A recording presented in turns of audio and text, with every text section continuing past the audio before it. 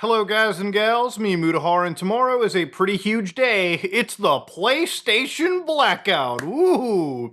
Now, this is something that I was kind of asked to sort of talk about, and obviously, as you all know, I am a big physical enjoyer, if you will, too.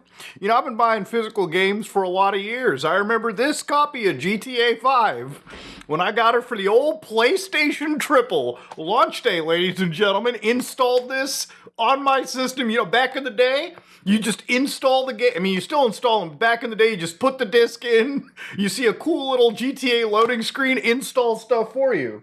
You know, Final Fantasy VII Rebirth all the way up here. I mean, why would I buy a video game that doesn't even come completely on the discs these days? So look, I like buying physical media, I really do. The sole reason for it is that ultimately most single-player games, I'm not talking about the live service online shit, most single-player games come completely on disc. Now you might be like, but Muda, what about the patches? You can play them mostly without patches too. Yes, the patches help, but you can go all the way from that beginning introduction screen all the way to the credits. And the best part about it is you can share that game around with your homies. You know, the best part about it too is that even if the game gets delisted or content gets removed, like in this Grand Theft Auto game, do you guys know that GTA 5 is so fucking old that there's even songs from this original game removed before we've gotten GTA 6? This is how long the gap is. And that's because of music licenses. So when you own a copy of a game physically, it doesn't matter if in 10, 20 years the music gets removed from the game. You still have a physical copy. Yeah, it's not going to be the shiniest, most upgraded version, but that's why you buy GTA 5 for the PlayStation 5 or the fucking PS4 like I've done, you know, like these little physical release landmarks. So the reality of it is going into the future, obviously we've all talked to death about Sony not pursuing with the discs. And the reality of it is that there's this protest which is starting literally tomorrow. And I've talked about this before, but to give you a reiteration over here, they're starting a blackout from Sunday, August 23rd at 7 p.m. local time to August 30th at 7 p.m. local time. Players can participate by turning off their consoles or logging out for 7 days. So if you really want to protest, just, you know, turn off the internet functionality on your PlayStation 3, 4, 5, and just don't let it connect to Sony servers. I guess at that point, you're totally offline, totally away from their network, and you don't register as an active user in their cluster. But here's the thing. Here's where I'm coming into, okay? So tomorrow, there's like this Call of Duty beta that's coming out, and I'm not personally playing it because I haven't fucking played a COD game in quite a while now.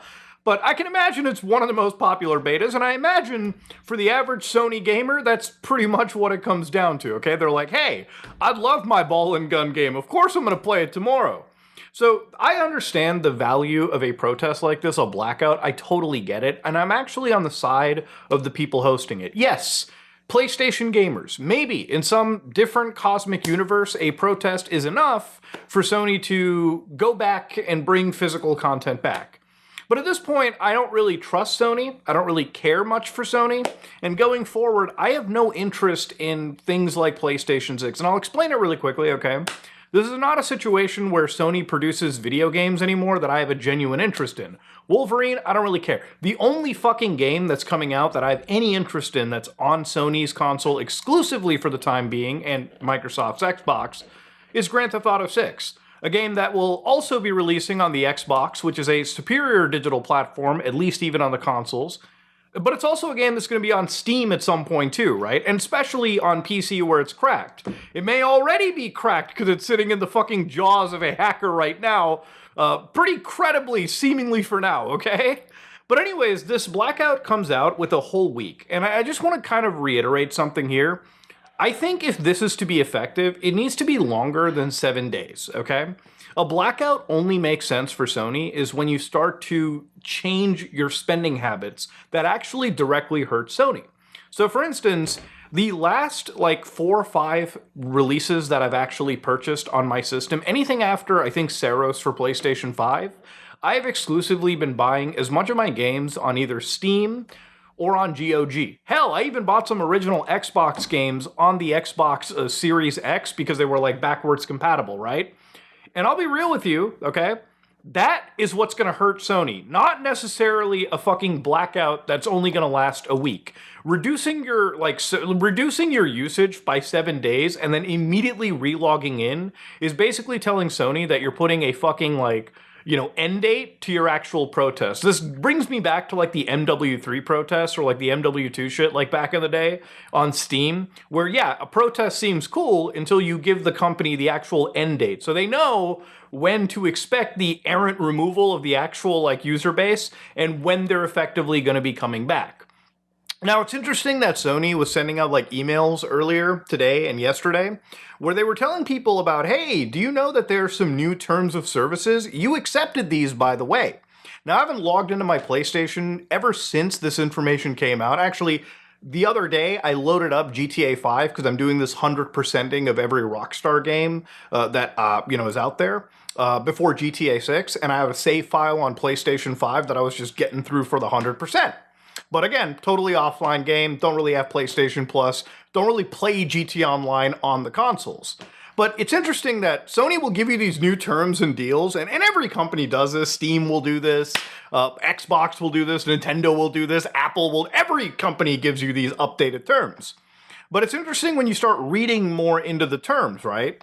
Well, right here, like most of these digital marketplaces, what they tell you is the software is licensed to you. It's not sold. You are granted a limited, non-exclusive, non-transferable, and personal license to play or use the software for your private, non-commercial use on the system or device it was intended for. The license is only effective from the indicated software release date, early access date, or beta release date. Any rights to the software that we do not say are granted to you in this license are reserved, including all intellectual property in the software. Now, on one hand, basically this just means that when you purchase a game from them, like GTA 6, you don't own GTA 6's IP, which obviously makes sense. But the reality of this whole situation is obviously, I wish Sony, instead of just fucking putting this in their legalese, would actually put it on the PlayStation Store. Same for Xbox. When you go to GTA 5 on the PlayStation Store, when you get billed that Ultimate Edition, that $100 edition of the game, I wish Sony was brave enough and honest enough to write the words rental on that purchase screen. Because here's the fun fact about it, right? One of the reasons why GTA 6 physical matters to me a lot is A, I've always bought these games physically. Part of the fun for me is going to the midnight release, meeting new people, or just going out with the boys and picking up this game. And honestly, that being taken away from me really does matter a lot. You know, the whole joy of it is gone. You know, the fact that when I opened up that GTA game, I would get like a little map that I could open up and sort of like, see. Just the physical goodies were important for me. But also, to go back to those physical copies of GTA 5, content eventually does get removed, especially from a game that has licensed soundtracks.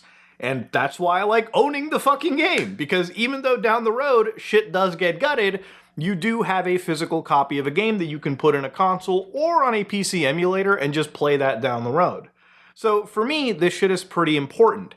The fact that Sony says this in their legal clause, but they're not going to tell you that everything you purchase on the store is 100% rental. The copy of GTA 6 that you're buying or pre-ordering digitally doesn't... First off, you don't need to pre-order a fucking digital game, okay? It's never gonna run out of copies. Honestly, I'm not even against people purchasing the game digitally. Hell, I bought one of the GTA Schizo Redditors a copy of the game. I don't even care. Guy could buy the digital edition, the deluxe edition for all I care. But the reality of it is that if you're pre-ordering the digital game, bro, the game is still gonna be downloadable day one, or the preload will still be available whether you buy the game a week before or the day of. Why are we buying a game 4 months in advance when it provides no actual benefit? Now, if you purchase the game, you do just rent it, and that means the game is downloaded to your system. That means the game will be modified, and you can't download older versions of the game where content isn't removed, or, for instance, let's say they patch something really cool out of the game, right? Well, you would never be able to play that original version because it gets removed from you. One of the reasons why PC's separate here is not that this deal is different. PC games are also licenses.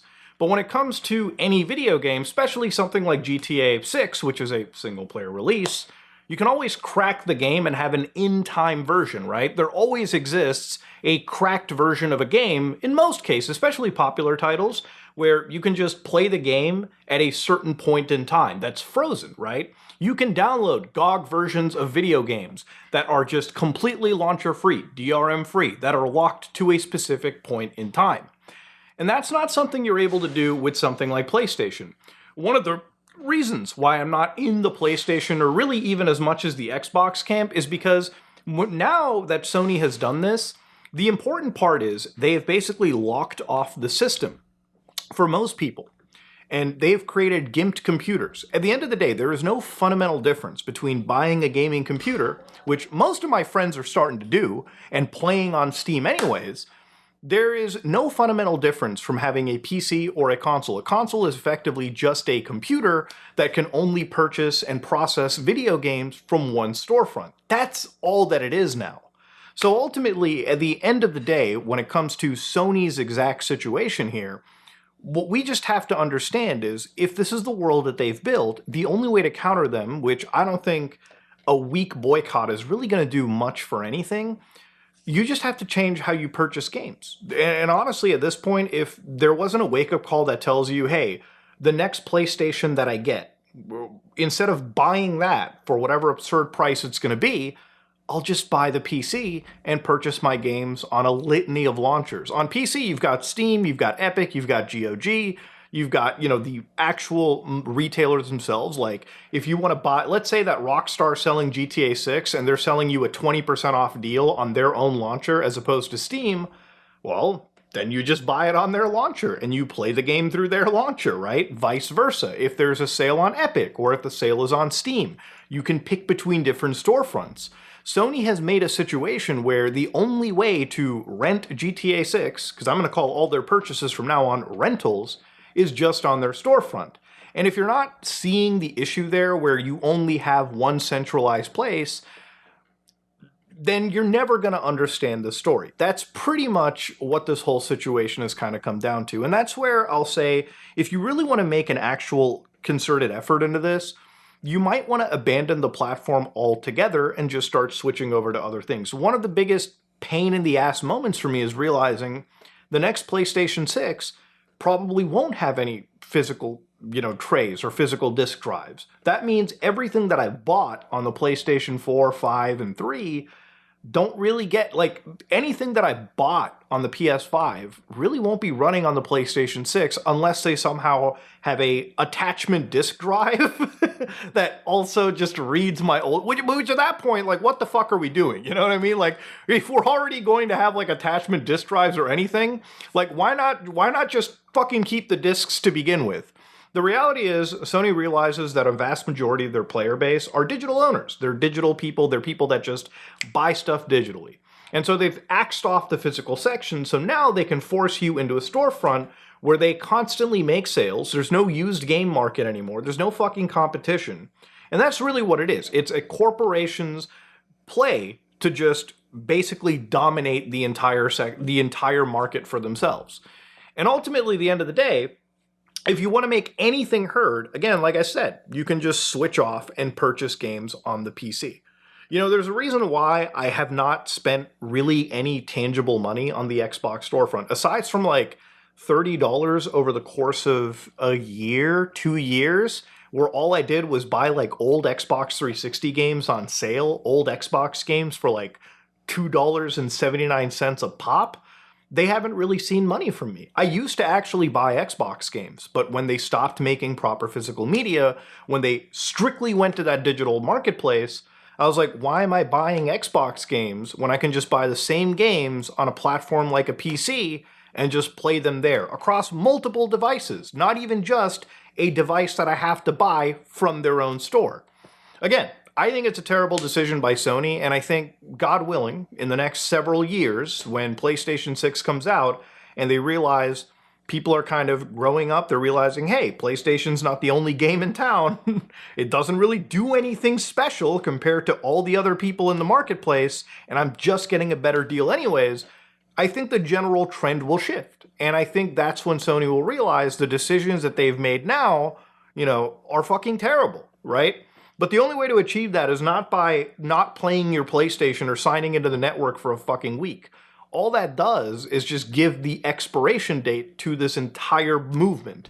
If all people are going to do is just go back to their PlayStations and keep buying games, then congratulations, Sony fucking won. But if you start purchasing your games on other platforms, that's money Sony would have gotten, but now Valve is getting, or actually Microsoft is getting, because as much as I would have disdain for the Xbox, if I had to pick between a digital-only future for systems, I'm obviously going to pick fucking Microsoft. Okay, what, Sony with all their fucking breaches and terrible fucking, like, interfaces? I'd rather just deal with Xbox, because at least there, when you buy, like, an Xbox digital game, I think you can play them underneath Windows 11, participating Play Anywhere titles, and the infrastructure is just better there in general than I find over with Sony, at least in my experience. It's not fucking perfect there, but if I was to go into a digital future, I might as well go with the one ran by one of the largest tech companies in the fucking world, as opposed to Sony, that is really just kind of hanging on by the skin of their nuts, especially in a lot of the sectors that they're in. Anyways, I just wanted to offer my thoughts here. I wanted to talk about this. Yeah, PlayStation boycott tomorrow. Let me know what you guys think. I think if you want to make any fucking difference, it's going to have to be actually switching up the entire paradigm of how you play games. If you like what you saw, please like, comment, and subscribe. Just like if you dislike it, I am out.